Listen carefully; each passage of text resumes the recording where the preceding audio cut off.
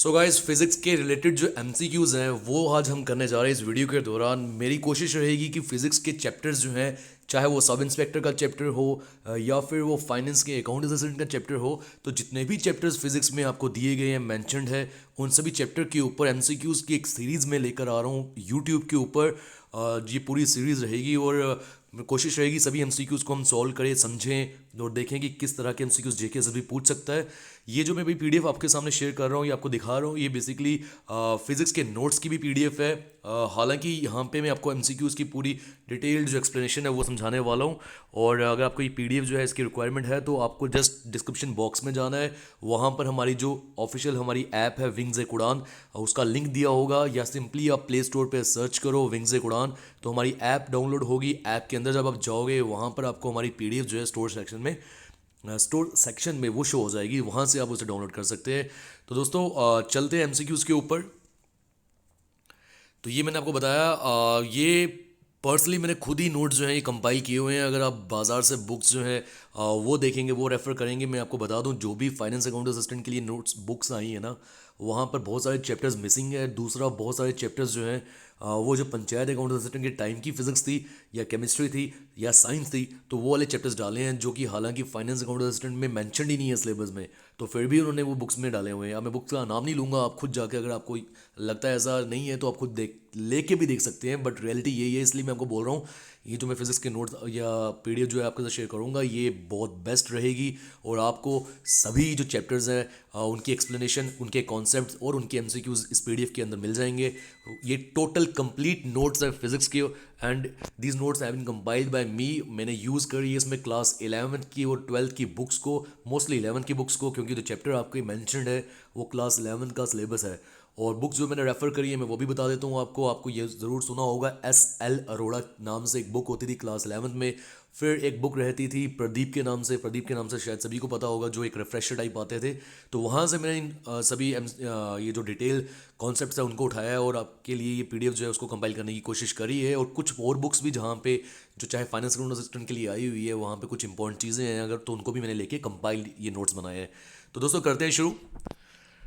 हालांकि ये जो थ्योरेटिकल पोर्शन है ये नहीं, हम सिर्फ डायरेक्टली जो एमसीक्यूज़ है उस पर आने वाले हैं, तो एमसीक्यूज़ पे आ जाते हैं। इन पीडीएफ में सभी चैप्टर्स जो हैं वो दिए गए हैं, चाहे एनर्जी हो, conventional sources of energy, non conventional sources of energy हो, देन आपका इलेक्ट्रिक करंट हो, आपका न्यूटन्स लॉज ऑफ मोशन हो, तो हर किसी के ऊपर मैंने जो एमसीक्यूज़ हैं वो इसमें लाए हैं। तो गाइज़ आज जो पहला चैप्टर हम शुरू करने वाले हैं, ये एमसीक्यूज़ जो हैं ये एमसीक्यूज़ हैं आपके chapter conventional and non conventional sources of energy के। आप सबको मालूम होगा एक चैप्टर था आपका कन्वेंशनल और non conventional sources of energy, तो ये एमसीक्यूज़ जो हैं ये उसी चैप्टर में से है। तो इन एमसीक्यूज़ को भी हम सॉल्व करें।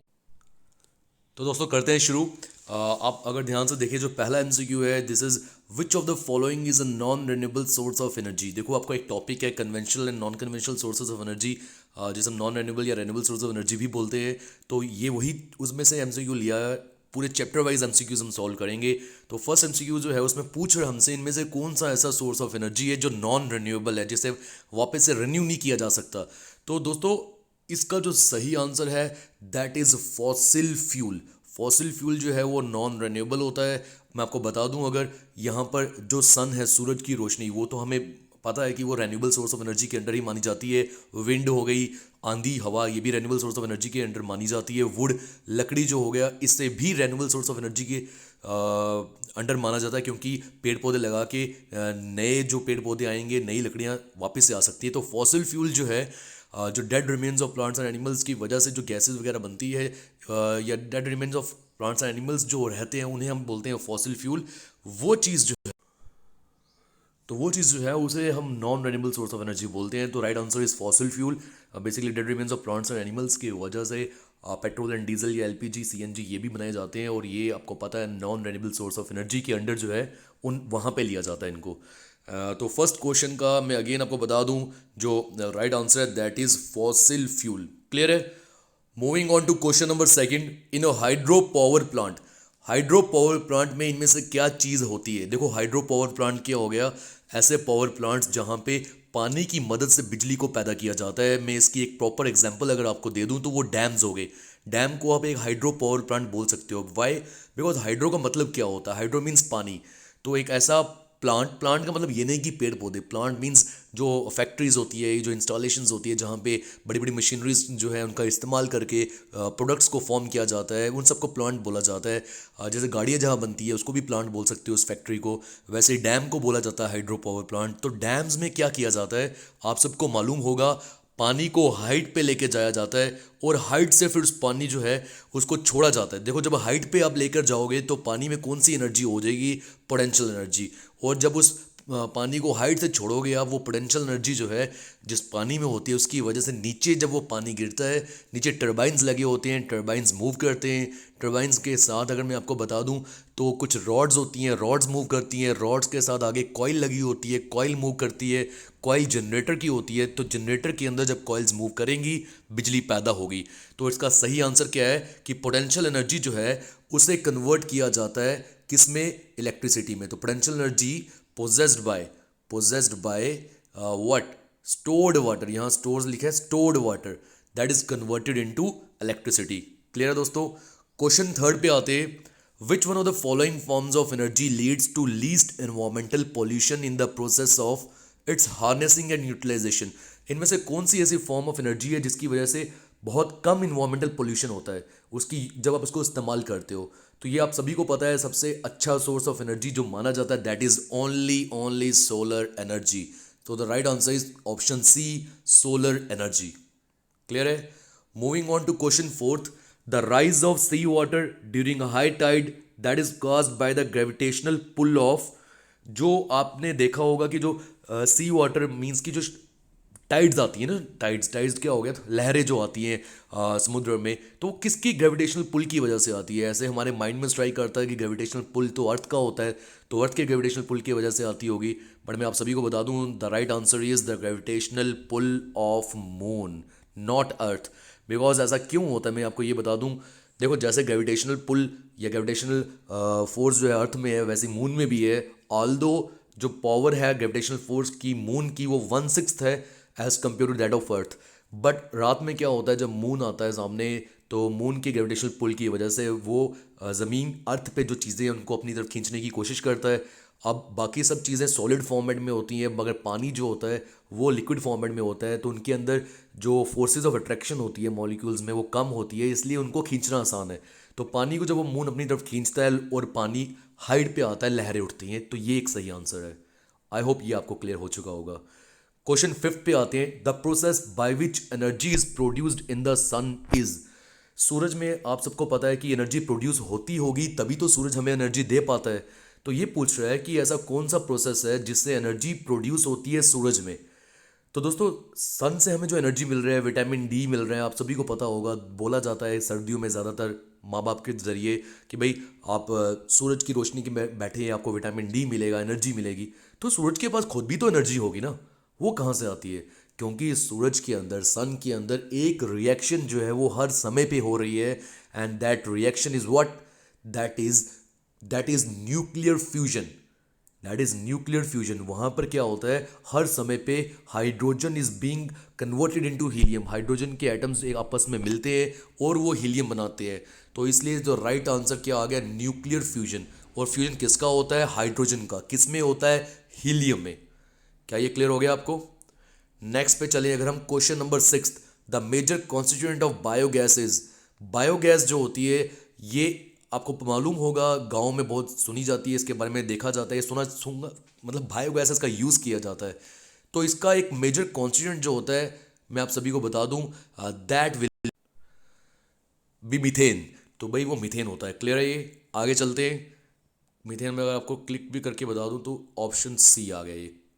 नेक्स्ट पे चलते हैं, the radiation present in the sunlight is due to which, या ड्यू टू विच होगा, the feeling of hotness is observed is. सूरज की रोशनी में ऐसी कौन सी रेडिएशन है जिसकी वजह से हमें गर्मी महसूस होती है? तो मैं आप सबको ये वापस से बता देता हूँ भाई, सन की जो लाइट रहती है उसके अंदर अगर जो यूवी रेज है, जो फर्स्ट ऑप्शन है, इसकी वजह से स्किन कैंसर होता है, ये तो हम वैसे ही नहीं चाहते कि हमें मिले। दूसरा एक्स रेज तो होती नहीं है। तीसरा विजिबल रेडिएशन। तो विजिबल रेडिएशन ये वो रेडिएशन है जिसकी वजह से हम बाकी लोगों को देख पाते हैं। बट जो गर्मी महसूस होती है सूरज की रोशनी के अंदर, वो किस रेडिएशन की वजह से होती है? वो होती है इंफ्रारेड रेडिएशंस की वजह से। क्लियर है? Moving on to question number 8, which of the following gases is the main constituent of natural gas? इनमें से कौन सा गैस ऐसा है जो कि मेन कॉन्स्टिट्यूएंट है, इनमें से कौन सा पोर्शन ऐसा है जो कि मेन कॉन्स्टिट्यूएंट है नेचुरल गैस का? तो guys that is again methane. तो याद रखना मीथेन का बहुत इंपॉर्टेंट रोल रहता है भाई। मीथेन काफ़ी चीज़ें करता है। तो पहले भी मीथेन के बारे में हमने बात करी, अब दोबारा करिए। पहले हमने क्या बात करी थी? पहले हमने करा था कि मेजर कॉन्स्टिट्यूएंट बायोगैस का, बायोगैस का भी मीथेन आ गया, नेचुरल गैस का भी मीथेन आ गया ना। Question 9th is which element is used in solar cells? Solar cells में किस एलिमेंट का यूज़ किया जाता है? तो याद रखिएगा सिलिकॉन। सोलर सेल्स जो होती है जो कि सूरज की रोशनी को स्टोर करते हैं, और आपको मालूम होगा कि उसकी वजह से आप इलेक्ट्रिसिटी जो है वो प्रोड्यूस कर सकते हो या उसका यूज़ कर सकते हो, तो वो सिलिकॉन का यूज़ होता है सोलर सेल्स में। तो क्वेश्चन 10th पे आते हैं guys. Question 10th is spent slurry bio waste after obtaining biogas is used as. देखो सर, स्पेंट स्लरी जो होता है, जो खाक रह जाती है, बेसिकली होता क्या है कि बायोगैस जब आप बनाते हो तो पीछे जो वेस्ट मटेरियल रह जाता है उसको क्या बोलते हैं?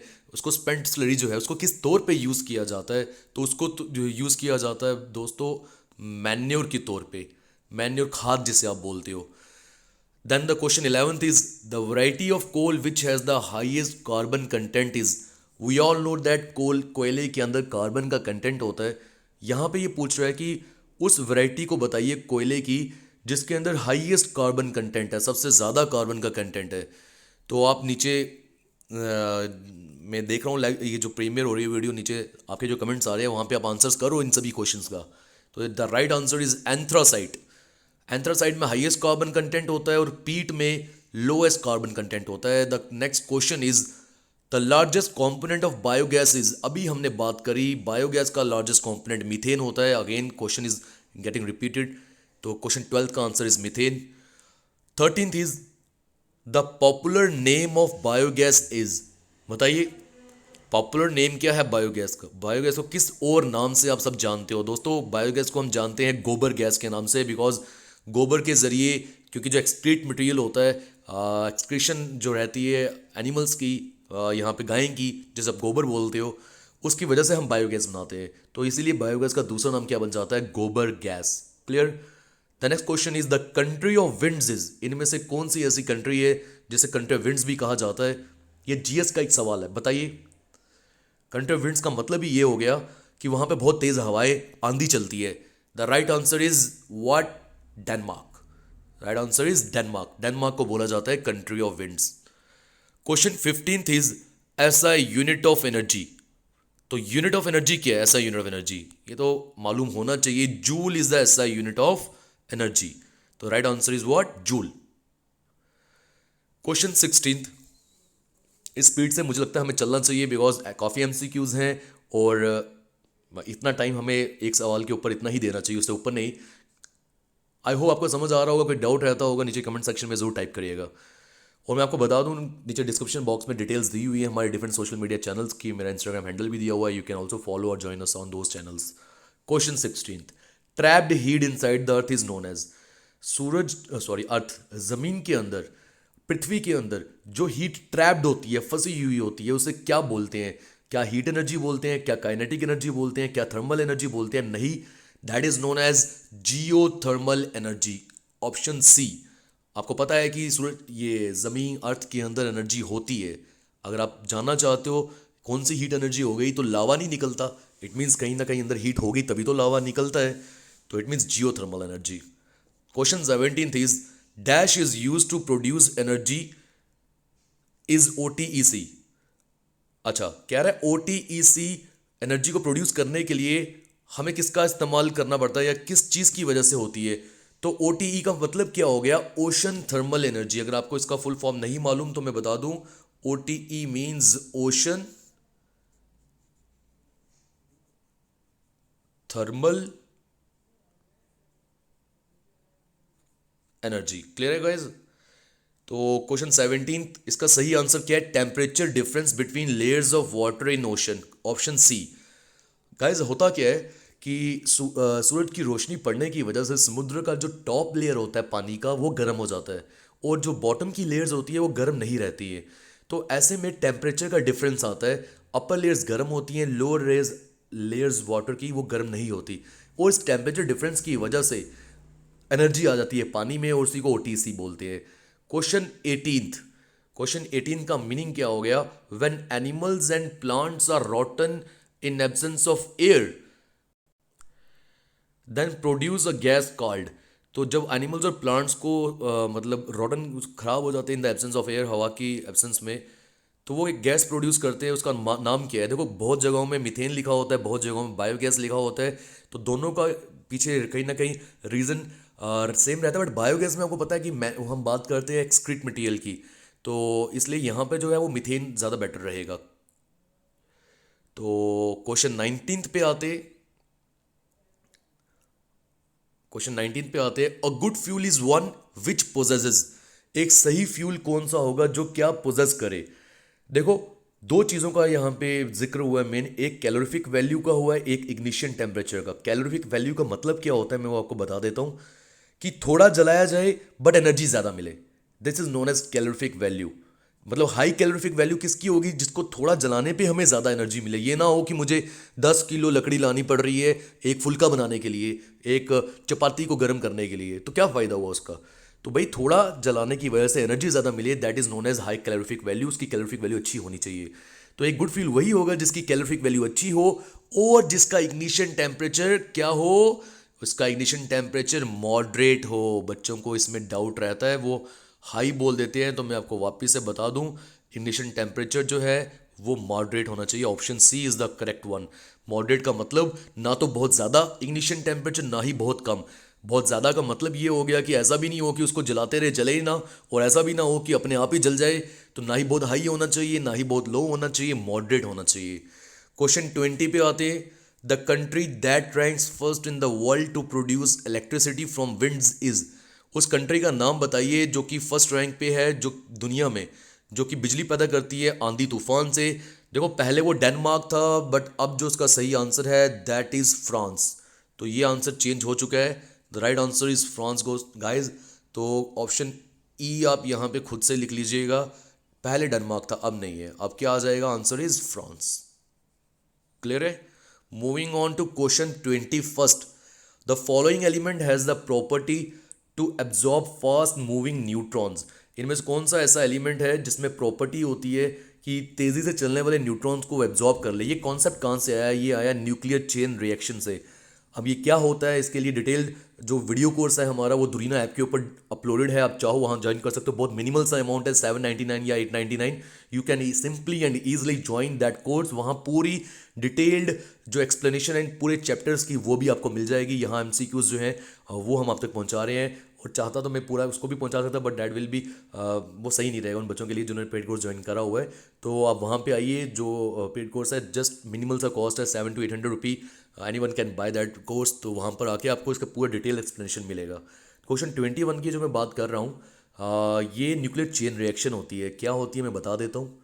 देखो एक रिएक्शन होती है न्यूक्लियर फिजन रिएक्शन, जहाँ एक बहुत बड़ी चीज़ अनस्टेबल होने की वजह से टूट के दो या उससे ज़्यादा हिस्सों में बिखर जाती है, बट उसको तोड़ने के लिए एक न्यूट्रॉन हिट करना पड़ता है। और जब वो बिखरती है दो या दो से ज़्यादा में, उसके साथ एनर्जी भी बहुत रिलीज होती है, और 3 न्यूट्रॉन्स निकलते हैं।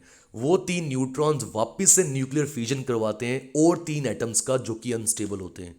और इस वजह से होता यह है कि ये रिएक्शन चलती रहती है, क्योंकि जो वापस से 3 अनस्टेबल एटम टूटेंगे ना, उन हर किसी में से 3 3 न्यूट्रॉन निकलते जाएंगे, फिर 9 हो गए, फिर 27 81, ये चलता ही रहेगा।